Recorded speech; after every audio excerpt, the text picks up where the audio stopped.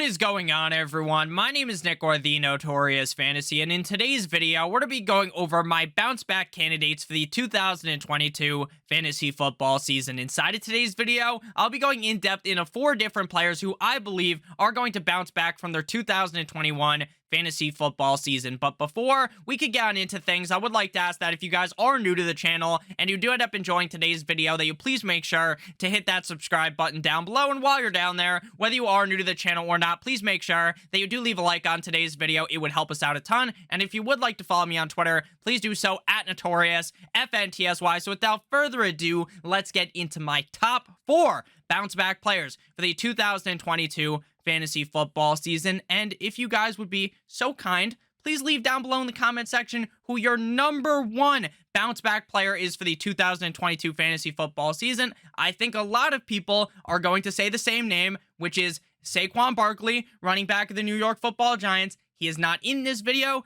I think that Saquon Barkley is one of the most polarizing players in all of fantasy football right now. It seems like everyone either loves the shot that maybe he's going to bounce back, the Giants are going to get better, they no longer have Joe Judge, maybe Daniel Jones steps up, maybe the offensive line plays a little better, maybe Saquon stays healthy, and boom, maybe he goes back to the old ways of being a potential top 5 running back. And then there's people that are with me on the all aboard, I'm not drafting Saquon Barkley train, that, hey, maybe the team might get slightly better, but we haven't seen much out of Saquon Barkley recently. Does he still have that same pizzazz that he used to? I don't know, so I'd rather just look away from him. So I think Saquon Barkley is probably going to be the number 1 answer, but Saquon Barkley will not be in today's video, besides the fact that I just talked about him for like a minute. So let's get into the main part of the video, beginning with Alvin Kamara, running back of the New Orleans Saints. Alvin Kamara's current Underdog ADP is running back number 9 off the board, pick 19.1. Last year, in 2021, he did end up only playing in 13 games, finishing as the running back 8.5 PPR and the running back number 5 in half PPR points per game. So you might be wondering, Nick, how does a guy bounce back who finished top 10 in both half PPR and half PPR points per game? How is this going to be a bounce back season? And my argument is going to be that I believe Alvin Kamara will stay healthy, and I believe that Alvin Kamara could potentially be the number 1 running back in fantasy football. Now, there is still potential that Alvin Kamara could be suspended for what happened in Las Vegas around the time of the Pro Bowl. I don't know if that's going to happen or not. I haven't seen anything that has pointed to that being the case. If that is the case, then this video was recorded on May 21st, 2022, and that hasn't happened yet. If it does happen, then if Alvin Kamara suspended a couple games, then, you can kind of push this to the side, just skip later on into the video. But right now, based upon what we know, I think that if Alvin Kamara is good to go for week number 1, that this guy is going to potentially finish as the number 1 running back in fantasy football, and he is currently coming off the board at running back 9, pick 19.1. Alvin Kamara was one of those running backs that was always a first-round pick, locked and loaded, basically, since early on in his career as a first-round pick. And then, last year he doesn't play amazingly, people start to move him down, and now he's a middle of the 2nd round pick, and he's still just as good. Running back 8.5 PPR last year, like I said, running back number 5 in half PPR points per game. He had 240 carries, 18.5 per game, ranking 6th at running back, 898 rushing yards, 69.1 per game, 14th, 67 targets, 5.2 per game, 6th, 47 receptions, 3.6 per game, 9th, 439 receiving yards, 33.8 per game, ranking 7th, and 9 total touchdowns, 14th at the running back position. So in 2021, Alvin Kamara still did well, even when Taysom Hill took over. And as you guys know, if you were an Alvin Kamara owner last year, you definitely would have preferred to have Jameis Winston in, because while Jameis Winston isn't this Drew Brees-esque fucking check down machine, Jameis Winston doesn't just run the ball himself, right? Taysom Hill will just tap on his own chest, say, I got this shit, I'm gonna take this to the house, and he runs the ball instead of handing it off to Alvin Kamara. And Jameis Winston is not very likely to do that multiple times in a game, whereas Taysom Hill is. Now, Taysom Hill has been pushed to the clear tight end position on this team, right? He is not going to be playing quarterback this year. At least that's what everything is saying. Maybe he plays quarterback if Jameis gets hurt. You never fucking know. Maybe Drew Brees comes back. If Drew Brees comes back, then I am going to be banging the drum aggressively for Alvin Kamara, even though I think Drew Brees kind of stinks at this point. But Drew Brees just great at dumping the ball off. But Sorry to tell you, I don't think Drew Brees is going to be the starting quarterback. I think it's going to be Jameis Winston, and I think Alvin Kamara is going to potentially bounce back to be the number one running back in all of fantasy football. There are a couple of running backs in the NFL that I think could get over 1,000 rushing yards and over 1,000 receiving yards in any given season.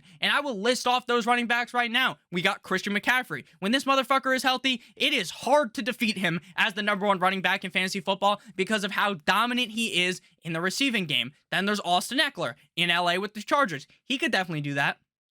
He's not a guy that's going to be seeing a million rushes every single game, but he does get a lot of receiving opportunity, and he is the clear number one running back on the team. And then there's Najee Harris of the Steelers. Maybe Big Ben not being there is going to impact him, right? Maybe he's not going to see as many dump-offs, so maybe it's not going to happen, but I could see that potentially happening. And then there's Alvin Kamara.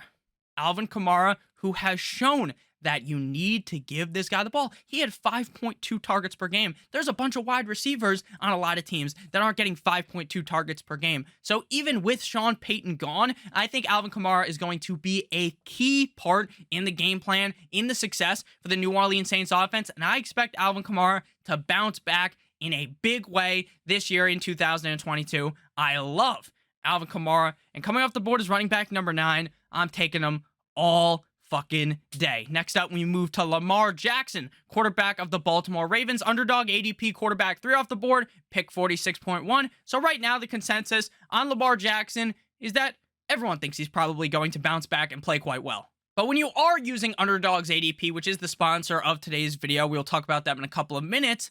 I believe that Underdog is more of the sharper ADP, right? You're not drafting in fucking May if you're some casual player, right? This isn't necessarily exactly how a lot of fantasy drafts will go in your regular league, your regular fantasy football league with fucking Jeff from The Office. Okay? So while his ADP is quarterback 3 here, if he was coming off the board as like quarterback 6 on ESPN, that really would not surprise me. So Lamar Jackson last year played in 12 total games, finishing as the quarterback number 16 on the season and quarterback number 8 in points per game, tied with Dakota Prescott. He had 382 passing attempts, 31.8 per game, 29th at quarterback, 2,882 passing yards, 240.2 per game, 25th at quarterback, a 64.4% completion percentage, 16 passing touchdowns, 4.2% rate, 23 at quarterback, 13 interceptions, 133 carries, number 2, 767 rushing yards, number 2, 2 rushing touchdowns, 14th at quarterback. Now, the passing touchdown rate is something I am going to be hammering in on when I talk about quarterbacks. This is going to be one of my biggest points when I talk about a quarterback. Now, a 5% passing touchdown rate is what I would consider the normal.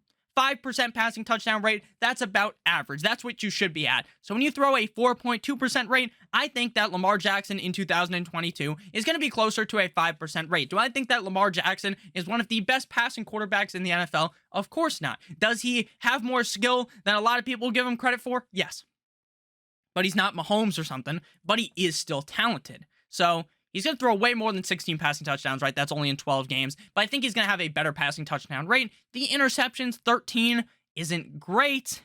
It's not great. But when you have the rushing upside of Lamar Jackson, if he's throwing an interception every single game, as long as he's still rushing the ball, right? This guy played in 12 games. He was number 2 in carries, number 2 in rushing yards, and he was number 14 at rushing touchdowns. I think the rushing touchdowns will increase, but you get what I'm saying. The rushing upside in fantasy football is damn near paramount to success unless you are Tom Brady, unless you are Aaron Rodgers, who just throws the fucking ball so much that even if they don't have this crazy rushing upside, they're still going to be able to finish top 5 at the position. So Lamar Jackson has a huge advantage in fantasy football because of how good he is when he rushes the football. The Baltimore Ravens are one of the most rush-heavy offenses in the NFL, and the Baltimore Ravens dealt with a shitload of injuries to the running back core, to the whole team last season. The Baltimore Ravens were ravaged with injuries.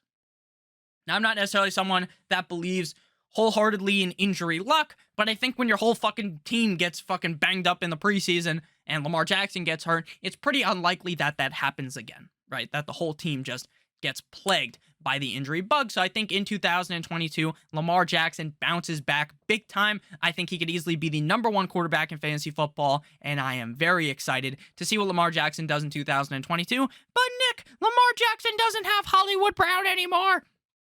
It is what it is. It is what it is. Hollywood Brown dropped a bunch of touchdowns for Lamar, so maybe it's even better without him. Before we move on to my final two bounce back players of today's video, I would like to let you guys know about our sponsor of today's video, and that is Underdog Fantasy, which is the best place to play fantasy football this summer. Underdog Fantasy. Best Ball Mania 3. The tournament has $10 million. $10 million in total prize money. You just draft your team, and that's it. There's no waivers. There's no trades. There's no in-season management. All you got to do is draft your team, and then Underdog will give you the best score every single week of the season. It will put all of the best players that you have in your lineup automatically in. The most fun of fantasy football, for me, is the draft. I love watching the games. I love all of that, but drafting the team and thinking, man, this guy I drafted in the 14th round, this is my fucking guy. This is the guy that's going to be my golden ticket, Willy Wonka style, to take me to the promised land. Drafting to me is so fun. That's why I love Underdog, because I can draft the team, and then at the end of the season, maybe I win $2 million.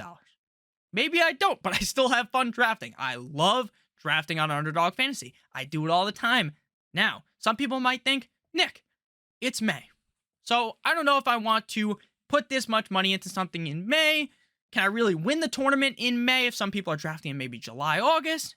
The answer is yes, because last year's Best Ball Mania champion drafted in June. So there's really no need to wait. Underdog doubles your first match deposit bonus up to $100 when you sign up with promo code Awesemo, AWESMO, or click on the link in the video description. If you use promo code Awesemo, you deposit $100, you get an extra $100, and that is good for 4 entries into Best Ball Mania 3, so you guys can take home that big prize pool.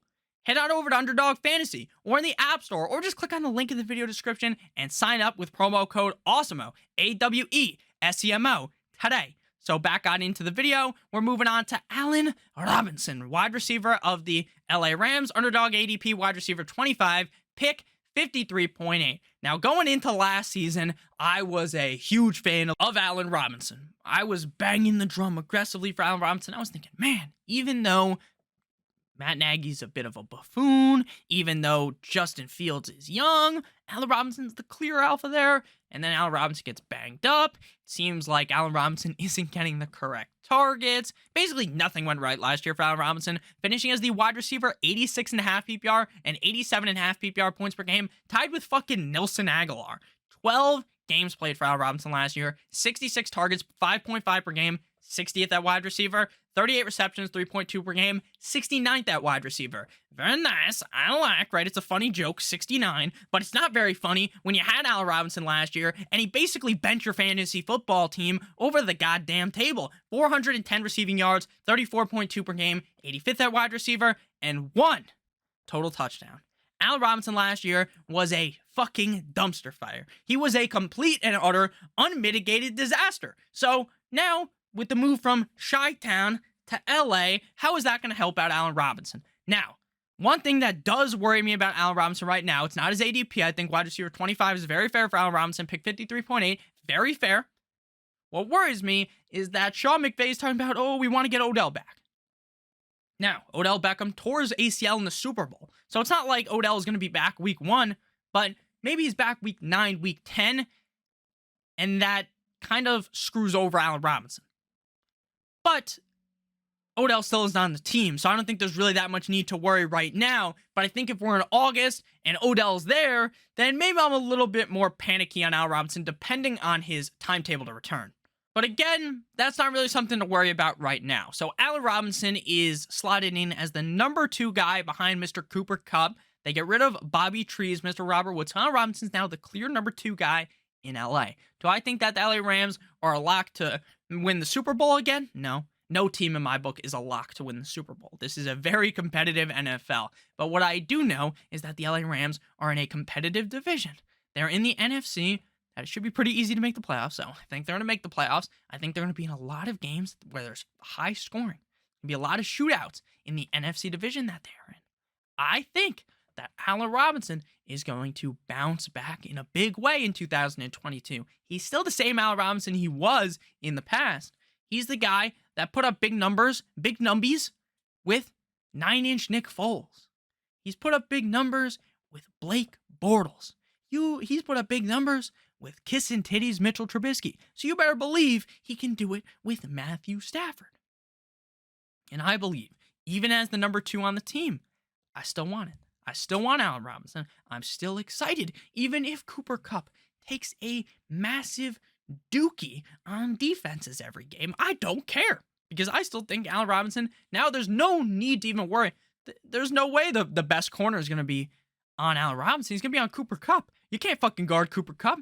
And now the second best corner is on Allen Robinson. Now Allen Robinson can cook. He can cook that shit up Gordon Ramsay style. I love Allen Robinson this season. I think he bounces back, and I expect him to dominate. I love Allen Robinson as current ADP.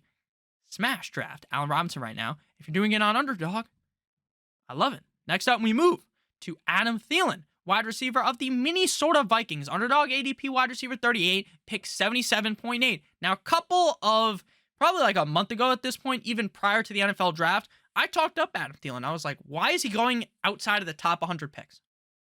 Why are these wide receivers being drafted ahead of Adam Thielen? And now Adam Thielen's being pushed up. Pushed up now, wide receiver 38. I still like him at that range, though. I still like him. Wide receiver 28.5 PPR last year. Wide receiver 14.5 PPR points per game, tied with Tyler Lockett and Keenan Allen. Adam Thielen only played in 13 games. That's why the half PPR points per game finish is much higher than his regular finish on the season. Which is why I always like to bring up the points per game finish number compared to the regular number finish on the season, because to me, the points per game number is a lot more telling on how good the player actually was. So 95 targets for Thielen last year in Minnesota, 7.3 per game, 37th at wide receiver. 67 receptions, 5.2 per game, 31st. 726 receiving yards, 55.8 per game, 41st, and 10 total tugs. 10th at wide receiver, tied with Justin Jefferson and Stephon Diggs. Adam Thielen, while he's not necessarily the Adam Thielen of a couple of years ago, he's getting up there in age, he's still a touchdown monster. Now, I'm not someone who likes to just project a certain amount of touchdowns for any wide receiver, because projecting touchdowns is very hard. It's much easier to say, I think that Adam Thielen's going to get probably around 120 targets. He might get 80 receptions, close to 1,000 yards, but normally it's hard to project the touchdown number. It really is. But then there's these outliers. There's guys like Julio Jones, who you just know he's not going to score 10 fucking touchdowns because he's Julio Jones. Then there's guys like Adam Thielen, like Mike Evans, who you just know are going to be scoring a shit ton of touchdowns, because they do every single year. So if Adam Thielen is able to stay healthy, while he's not the Adam Thielen of the past, he's still going to be scoring touchdowns. He's still on a solid offense with Mr. You Like That, Kirk Cousins, Dalvin Cook, Justin Jefferson, and himself. This is still a solid team, a solid offense. I think Adam Thielen plays pretty similar to that wide receiver number 14.5 PPR points per game number. So going off the board, coming off the board as wide receiver 38 is fucking ridiculous. It makes no sense. As long as he doesn't get hurt, he is going to play much better than wide receiver 38. I'm not going to tell you he's locked and loaded as a top 20 wide receiver, top 12 wide receiver, but I could see him finishing inside the top 24 pretty easily. So based on where he's going right now, I love Adam Thielen. So thank you guys all so much for watching today's video. If you did end up enjoying, please make sure to hit that like button as well as that subscribe button down below. And again, let me know who your number one bounce back player is of the 2022 fantasy football season. Please make sure you guys do check out Underdog Fantasy, promo code Awesemo, AWESEMO, again for a first match deposit bonus of up to $100, or click the link in the video description. I love you guys all so much. Hope you have a great guys' day, and as always, good boy.